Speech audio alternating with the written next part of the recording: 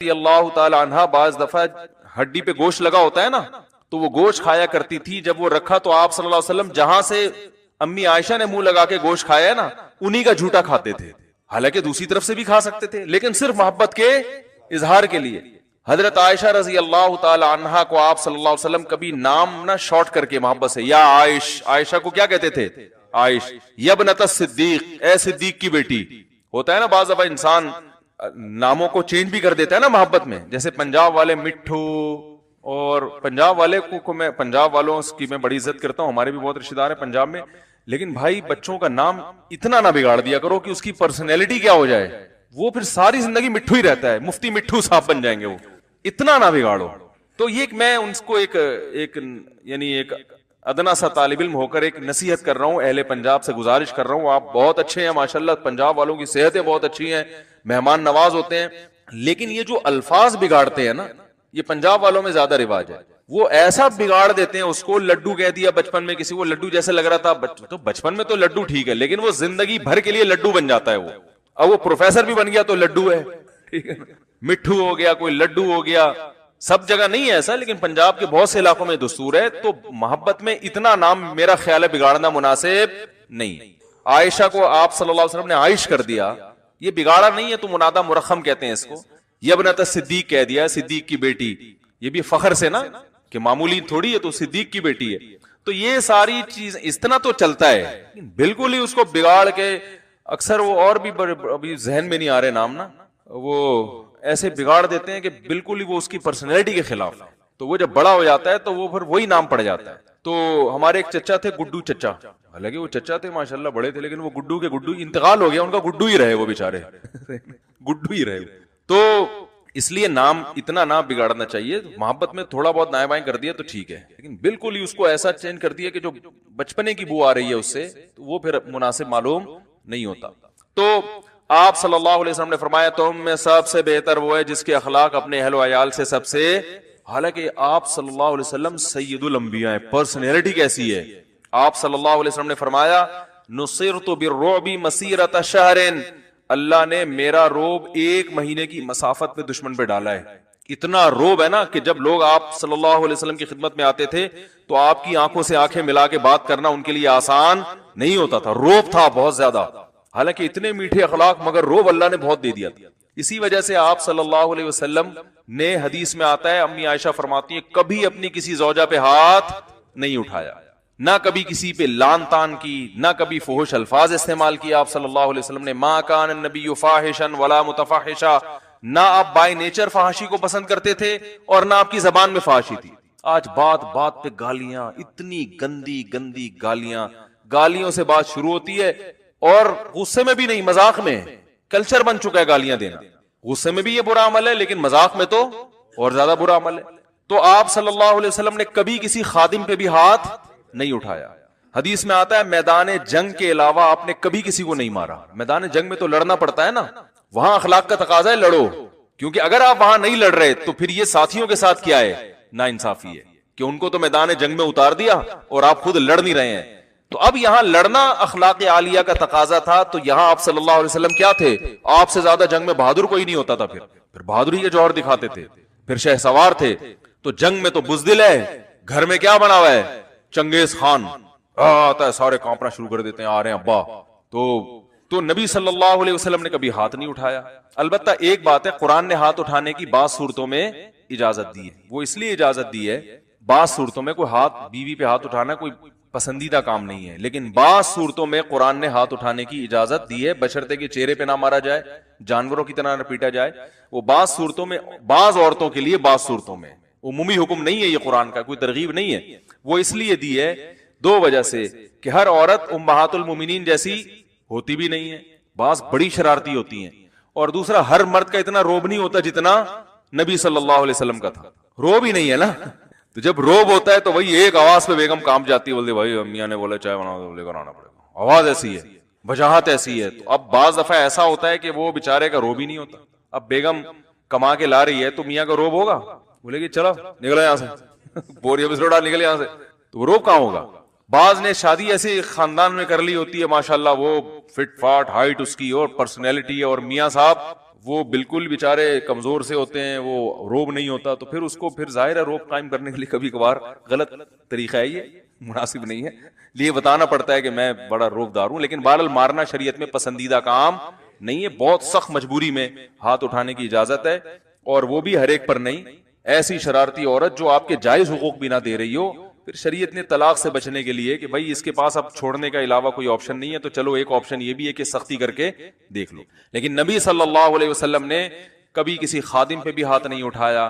آج اخلاق دوسروں کے ساتھ اچھے ہیں, اپنے ماتحتوں کے ساتھ, کمپنی میں باس کو دیکھ لو نا, ماتحتوں کے ساتھ کیا سلوک کر رہا ہوتا ہے, وہ ہر وقت ان کو گالیاں گالیاں. ہمارے ایک دوست تھے ٹرک اڈے میں نا, ان کی جاب لگ گئی, جاب نہیں ان کا بزنس تھا. تو میں نے کہا یار آپ یہ ٹرک اسٹینڈ میں جو بزنس کر رہے ہو اس کی کیا شرائط ہیں, یہ جو ایکسپورٹ امپورٹ ایکسپورٹ کا آپ نے ٹرانسپورٹیشن کا آپ نے کام شروع کیا یہاں سے وہاں ادھر سے یہاں, کہہ رہے ہیں اس کا ایک اصول یہ ہے کہ آپ کو اتنی موٹی موٹی گالیاں پہلے سے یاد کرو. میں نے کہا کیوں؟ کہہ رہے یہ ملازمین جو ہے نا یہ بڑے ڈھیٹ ہوتے ہیں, یہ گالیوں کے بغیر کام کرتے نہیں ہیں. کہہ رہے جب تک ان کو موٹی موٹی صبح شام گالیاں نہ پڑیں یہ کنٹینر میں مال اٹھا کے رکھیں گے نہیں, اور کنٹینر پہ رکھا رہے گا تو اٹھا کے نیچے لائیں گے نہیں. تو میں نے کہا یار کچھ اور کرو اس کے لیے. یہ تو ٹھیک ہے کہ آج کل ملازمین تمیز سے قابو میں نہیں آتے. آپ ان سے کہیں گے کہ بھائی دیکھیں یہ جو کنٹینر ہے یہ 12:05 پہ لاہور ہونا چاہیے, لہذا یہ آج صبح 5 بجے کنٹینر لوڈ ہو جانا چاہیے. تو اگر لوڈ ہو گیا تو ٹھیک ہے, نہیں ہوا تو میرا لاکھوں کا نقصان ہو جائے گا. تو میں محبت سے آپ کو ایک بات بتا رہا ہوں, اس کا بہت زیادہ ثواب ہے. وہ ملازمین جواب میں کہیں سر آپ نے آج اتنے پیارے انداز سے آج ہم کو نصیحت کی, تو آج تو ہماری غیرت جگا دی آپ نے. آپ 5 بجے کے کہہ رہے ہیں, ہم صبح 4 بجے انشاءاللہ کنٹینر لوڈ کر دیں گے. تو مارکیٹ میں ایسا ہوتا, وہ بولیں گے ہمیں انتہائی بے وقوف قسم کا سیٹ ملا ہے, لہذا وہ صبح 5 بجے کا کہا ہے تو شام 5 بجے تک بھی لوڈ نہیں ہوگا. سمجھ رہے ہو؟ تو اس لیے تھوڑا پبلک کو بھی ذرا دیکھنا پڑتا ہے نا. تو اخلاق تو وہی, اصل تو وہی ہے جو رسول اللہ صلی اللہ علیہ وسلم کے اخلاق, کیونکہ بعض ہر سارے ڈھیٹ نہیں ہوتے, ایک آدھ کبھی اچھا ملازم بھی مل جاتا ہے تو آپ اس کو بھی رگڑ رہے ہو. تو اصل تو یہی ہے کہ بات کس سے ہونی چاہیے, تمیز سے. لیکن اگر کوئی نہیں آ رہا قابو میں تو پھر شریعت نے پھر بھی حتی الامکان دوسرے طریقے کچھ ایسا کرو کہ بھائی ایسا لا بنا دو کہ مجھے اپنی زبان خراب نہ کرنی پڑے. بھائی جو لیٹ کرے گا نا تو کوئی آپ حاضری کے لیے بندہ کھڑا کر دیں, یار 5 بجے کے بعد جتنا لیٹ ہوگا تمہاری سیلری سے اتنا کم ہوتا چلا جائے گا. یعنی مطلب یہ کہ بجائے زبان خراب کرنے کے غور و فکر کر کے کوئی دوسرے طریقے ایجاد کر لیں. سمجھ میں آ رہی بات؟ زبان بالکل آخری درجے میں ہونی چاہیے. اللہ صلی اللہ علیہ وسلم کے اپنے گھر والوں کے ساتھ اخلاق یہ تھے, اور آپ صلی اللہ علیہ وسلم جب حضرت صفیہ رضی اللہ تعالی عنہا کو نا ایک دفعہ سواری پہ اونٹ پہ چڑھنا تھا تو مشکل ہو رہی تھی, آپ صلی اللہ علیہ وسلم نے اپنا پاؤں مبارک رکھا, حضرت صفیہ کو گویا سیڑھی بنا کے, دیکھو ایک طرف سید الانبیاء ہیں, ساری کائنات کے سردار ہیں, کتنا بڑا مقام, مگر کیسا گھر میں نارمل زندگی گزار رہے ہیں, کیسا نارمل لوگوں کی طرح رہ رہے ہیں. امی عائشہ فرماتی ہیں آپ صلی اللہ علیہ وسلم جب گھر میں آتے تو ایسے ہی رہتے جیسے عام طور پہ لوگ رہا کرتے ہیں, گھر والوں کے کام میں ہاتھ بھی بٹاتے. اور ایک مرتبہ تو آپ صلی اللہ علیہ وسلم نے امی عائشہ کے ساتھ دوڑ لگائی ہے, اتنا میرا خیال ہے ظرف تو آج کل مارکیٹ میں بالکل ہی شارٹ ہے, دوڑ لگائی ہے. جنگ سے واپس آ رہے ہیں, سفر سے واپس, تو آپ نے صحابہ کو, تاکہ پردے کا بھی خیال ہونا, بھائی بے پردگی بھی تو آپ کی بیوی مردوں کے درمیان دوڑ رہی ہے, یہ تو غیرت کے خلاف ہے نا, اتنے براڈ مائنڈیڈ بھی بننے کی ضرورت نہیں ہے. تو آپ صلی اللہ علیہ وسلم نے صحابہ کو آگے بھیجا, کوئی بھی نہیں دیکھنے والا, تو فرمایا دوڑ لگاؤ. امی عائشہ رضی اللہ تعالیٰ عنہ فرماتی میری عمر کم تھی, میرا جسم ہلکا تھا, میں دوڑ میں آگے نکل گئی, وہ جیت گئی.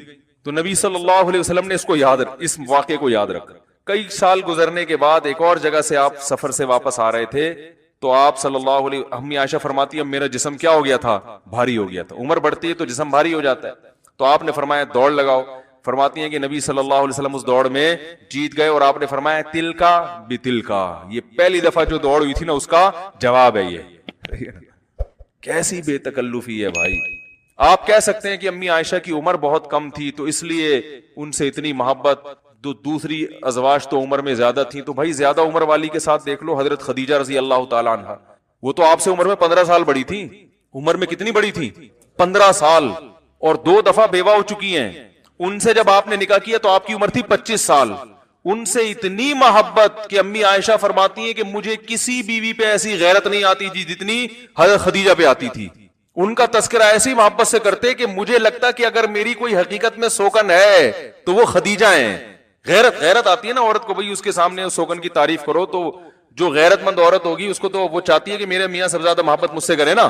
تو فرماتی ہے کہ میں نے ایک دن نبی صلی اللہ علیہ وسلم سے کہا یا رسول اللہ وہ سرخ جبڑوں والی بوڑھی عورت کو آپ اتنا یاد کرتے ہو, اللہ نے آپ کو اس سے زیادہ اچھی عورتیں دے دی ہیں.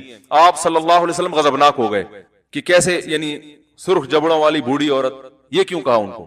تو آپ صلی اللہ علیہ وسلم نے پھر امی خدیجہ کی تعریفیں کرنا شروع کر دی کہ میری قوم نے جب مجھے جھٹلایا تو حضرت خدیجہ نے میرا ساتھ دیا. بیوی تو اکثر ایسے موقع پہ ساتھ چھوڑ دیتی ہے جب لوگ تنہا چھوڑ دیں آپ کو, لیکن اس نے میرا ساتھ دیا. سب سے پہلے ایمان لانے والی کون ہے؟ حضرت خدیجہ, کیونکہ وہ آپ کے کردار کو سب سے زیادہ جانتی تھی. سب سے پہلے وہ ایمان لا رہی ہیں اور آپ صلی اللہ علیہ وسلم کو تسلی دے رہی ہیں. اور آپ صلی اللہ علیہ وسلم کے بارے میں قرآن کہہ رہا ہے وَوَجَدَكَ عَائِلًا, کہ نبی آپ غریب تھے, مسکین تھے, آپ کے پاس پیسہ نہیں تھا, فَأَغْنَا, اللہ نے آپ کو پیسہ دے دیا, دولت دے دی, غنی کر دیا. وہ کیسے کیا؟ حضرت خدیجہ رضی اللہ تعالیٰ عنہ نے آپ صلی اللہ علیہ وسلم کو پیسہ دیا تجارت میں لگانے کے لیے. تو اس کو بھی نبی صلی اللہ علیہ وسلم دیکھتے تھے کہ انہوں نے, ان سے نکاح کے بعد اللہ نے مجھے غنا عطا فرمایا.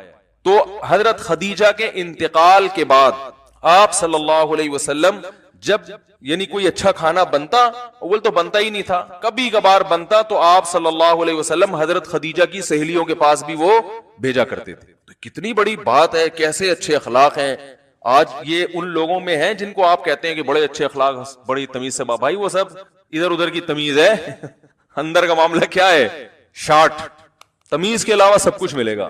میرا بھی یہ بیان بعض خواتین سنتی ہیں, کہتی ہیں کتنے اچھے اخلاق ہوں گے مفتی صاحب کے, ایسے پیارے بھی گھر میں کتنے اچھے اخلاق سے رہتے ہوں گے. بھائی ہم سب سیکھنے کے لیے باتیں کر رہے ہیں, تو زیادہ اچھا گمان رکھنے کی ضرورت نہیں ہے. بعض خواتین نا بیان سن کے کمنٹس کرتی ہیں یہ جب بیویوں کے ساتھ اتنے خوبصورت اخلاق پہ بیان کر رہے ہیں تو اپنی بیویوں کے ساتھ ان کا کیسا اچھا, ہائے ہائے ہائے, جنتی عورتیں ہیں جن کی ان سے شادی ہوئی. تو زیادہ اچھا گمان رکھنے کی ضرورت نہیں ہے.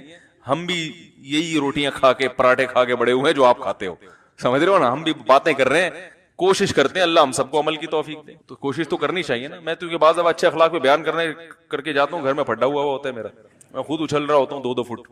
ایک دفعہ تو میرے ساتھ ایسا ہوا, جمعے کو پورا بیان اخلاق پہ ہوا, گھر گیا ہوں تو پتہ نہیں کیا کچھ مسئلہ, ہر گھر میں ہوتا ہے, یہ تو نارمل ہے نا, ہر گھر میں ہوتا ہے. جس کے گھر زیادہ ہوں اس کے یہاں تو زیادہ ہوتا ہے. تو اب گھر جا کے پتہ نہیں کچھ الٹی سیدھی بات ہو گئی, مجھے غصہ آ گیا, میں نے پھر مجھے بعد میں ہنسی آئی, میں نے کہا ابھی بیان کیا کر کے آیا ہوں, اسٹائل دیکھو کیا ہو.